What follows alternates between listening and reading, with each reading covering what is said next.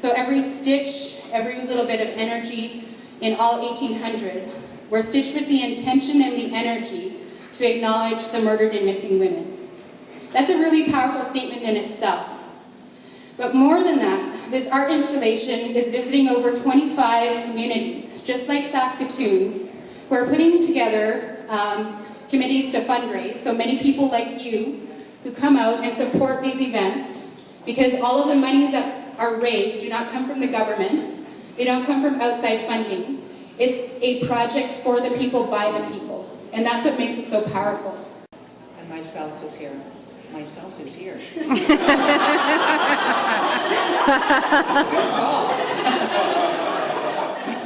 So the way it's organized is that each community comes together and they select their Grandmother's Council. And the Grandmother's Council are the ones that actually determine what the protocols are going to be in relation to the ceremonies and the traditions of the local community. And the Grandmother's Council is supported by the keepers. And it's the keepers' job to ensure that the grandmother's work is done. It's the keeper's job to ensure that the protocols are followed in relation to handling the ceremonial items. And it's the keeper's job, one of the ladies told us, it's kind of like female with men, to make sure that the respectful processes are adhered to. The Red Dress Project is also a project that is dealing with missing and murdered Indigenous women and trying to draw attention to that issue. So I hope that I'm really happy to be here and happy to see all of you guys supporting the Walking with Our Sisters initiative, and I hope that the Red Dress Project can bring some people together, and the people that are here tonight will, and that notice the Red Dress Project, can also be involved in the Walking with Our Sisters project. And he said, Amanda, how does that song go? And I'm no singer, but I like attention. So I said, well, Curtis, Kitty Toos, it goes something like this. Amanda, light up my life, fate should have made you a gentleman's wife. And he's like, really? Well, sorry, what was it? How was that again? And I should have known he was setting me up. But I didn't, because I'm innocent and sweet. And I said, well, Curtis, it goes like this. Amanda, light up my life. And he jumped in and he goes, God should have made you a little less white.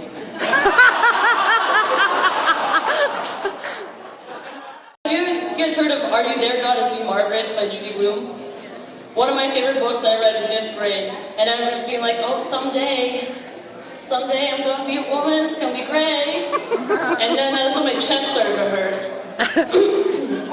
And that is like, I don't know if you guys remember it, but it's like, something's happening, and you talk to your friends about it, and your friends are like, oh my god, me too, it's happening to me too, what is this? When I close my eyes, I think of my dad's letters and how I couldn't read them and how special they still were. I think of the falls waves and how they crunched beneath my feet while we played hide-and-go-seek with David and Tyrell by the water tower. The D-boys and their forks at the soup kitchen, how we laughed and raced to the soup kitchen.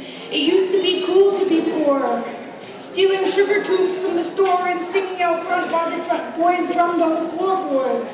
When we spun in a circle and kissed the person we seen first. I swear I never cheated, it was coincidence. Tyrell was always that dude.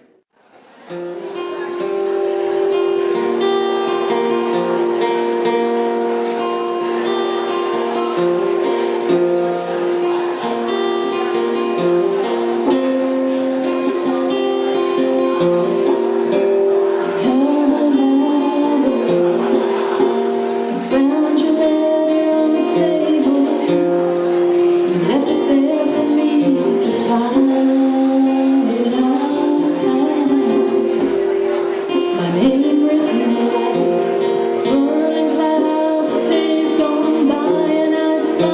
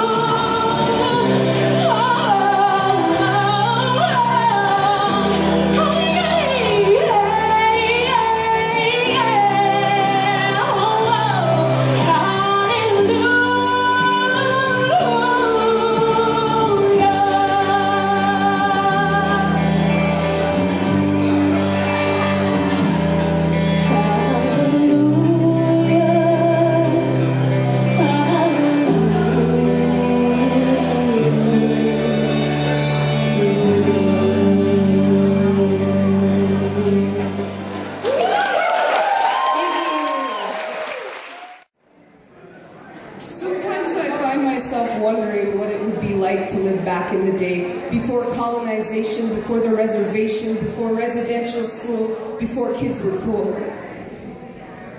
Back in the day, before this epidemic of suicide, of a very quiet genocide. Explain the difference between murder and homicide when you tell parents that this is how their children have died. It's in the past, they say, just let it slide. Well, okay. Let me talk about today. Today we get a free ride. If we're lucky, to the jails, if we're not, to the grave. It was not my ancestors' tongue that I gave, nor was it their stories that I sold. We did not trade our medicines for gold. We did not trade our ceremonies for bar stools. We did not turn our warriors into fools. And although taking away our babies was wrong, I'm not here to blame anyone because I've been doing that for too long, and it just gives me an excuse to prolong the work that needs to be done to ensure that my people live on. Which is why I must talk about murder and homicide. Yeah, we get a free ride from our stolen sisters to our frozen brothers going on starlight tours. Yeah, they got a free ride. And if they're lucky, they get a grave, and if they're not, they get garbage dump piles in city sewers. A system that uses excuses like drunks and whores to justify their racist agendas. It's in the past, they say, just let it slide, but how can I hide from this voice that's inside telling me that we were once warriors, a people of pride, stripped of our glory, erased from the story, just let it slide? It's in the past. I heard once somewhere that pain doesn't last. Let me talk about today. Today, we woke up. And everybody's got to sleep, and everybody's got to fall, and everybody's got to bleed. Nobody's got it all. But what matters in the end is we remember who we are. We acknowledge our scars, we honor our tears, we persevere. Because our strength is our resilience within our culture holds beauty and brilliance, and despite every attempt to kill the Indian, save the man, still we stand. So my friends, if you are afraid of the end, ask us, we'll give you some tips, because we just survived the Native American apocalypse. Their intent was extinction, but you can still find us in the library under nonfiction, or you can find us here on campuses and on stages, resurrecting words from the pages. Thank you. About how we need to focus on the shift that's happening in our communities, the shift that's happening right here, the shift that's happening all over the world. We're seeing some good things happen. We're seeing some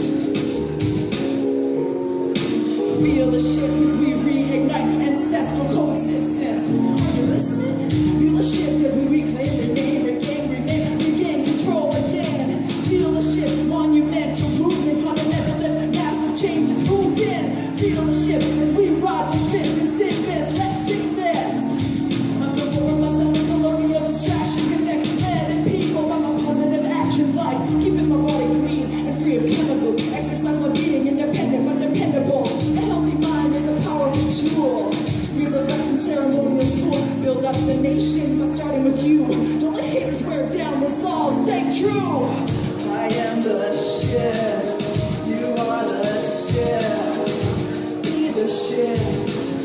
This is the shift. I am the shift. You are the shift. Who's with me now? Be the shift. This is the shift.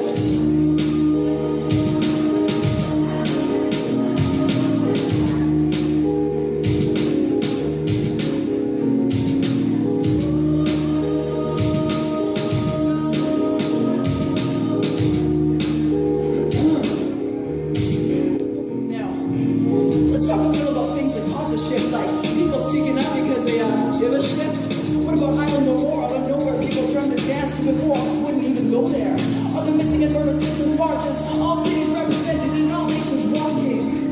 Are the homemade DJ Indian calling out the Redskins? Sports teams changing up their names for the veteran. We can't forget about the hits for headrest, speedwork and travel plans. Our sacred items plainly appropriate and through entitlement. We talk back and move forward while we have awards. The social art, the music, the literature, the social media for sure. The people being fearless, risking their own lives, losing family and community support, but don't give up the fight. Let's see past the dysfunction and shame. Be a part of the shift, because it's happening either way.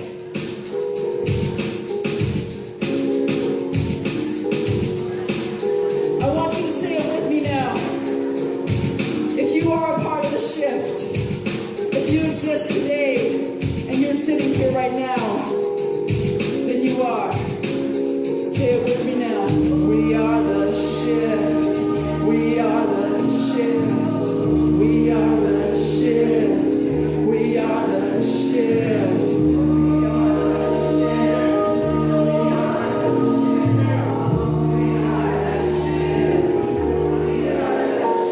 Boom.